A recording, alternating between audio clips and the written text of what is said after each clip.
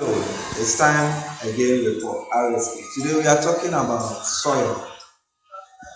Let's ask, what is soil? We have all seen soil. So let me just take a minute to define. Soil is the upper part of the earth crust in which plants and other living organisms dwell.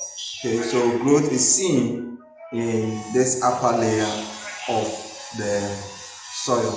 Now, let's look at some important things that we have to take note for today.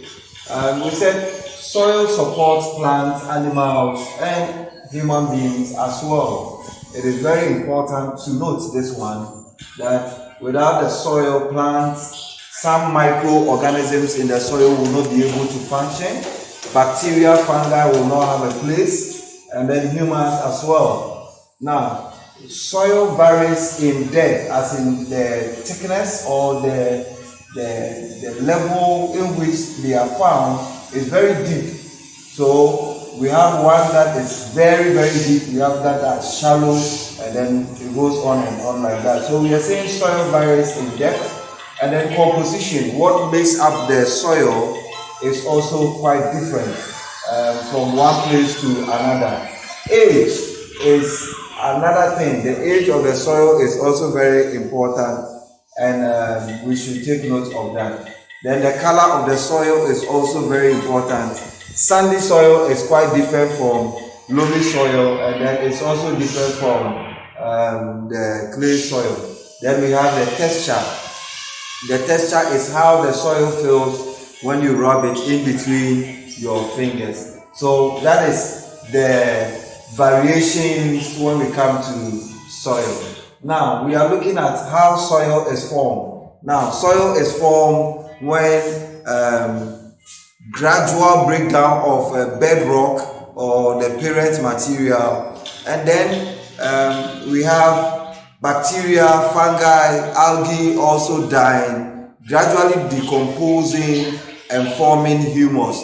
When we combine the gradual breakdown of rocks and then the humus, we have the formation of soil. Now, the process by which parent rocks and parent materials are broken down is what we call weathering. So weathering is the gradual breakdown of the parent material or the bedrock, and there are about three processes. There are three types of weathering. There are three ways by which weathering occurs. So we look at the first type, which is the physical weathering.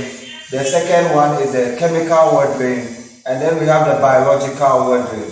Now, the physical weathering is as a result of the sun heating up the bedrock and then causing the temperature to rise. And then when the temperature rises, it causes a crack in the bedrock, gradually breaking down into smaller pieces for us to get the soil particles. Then we have the chemical weathering. The chemical weathering also occurs as a result of atmospheric oxygen reacting with some minerals that are found in the soil, and then also causing maybe rusting or forming other minerals that will cause the parent material or the bedrock to also crack and then break.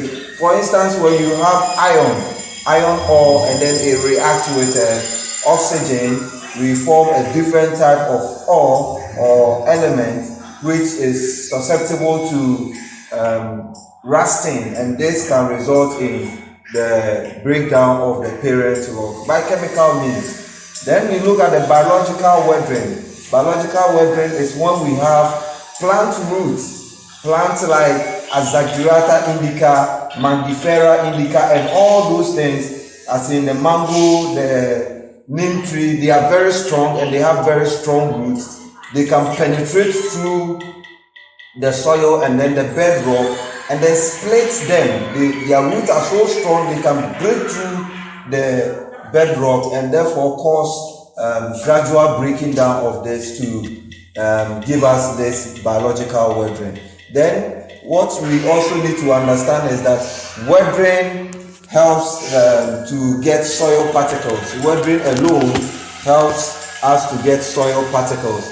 And these soil particles gives us the sand, the other particles that we fill the clay, and then that is where we get them from.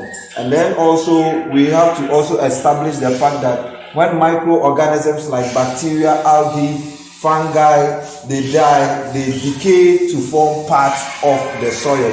So wet rain, which gives us soil particles plus dead decaying bacteria, algae and fungi, add up to the soil particles, and then we get what we are calling soil. So soil is a composition of soil particles resulting from wet rain, be it physical, biological or chemical, and then dead decaying human and bacteria to form humus. We want to say thank you for joining our class today. It's been your Prof. RSK. I'll see you in your next lesson. Enjoy the day.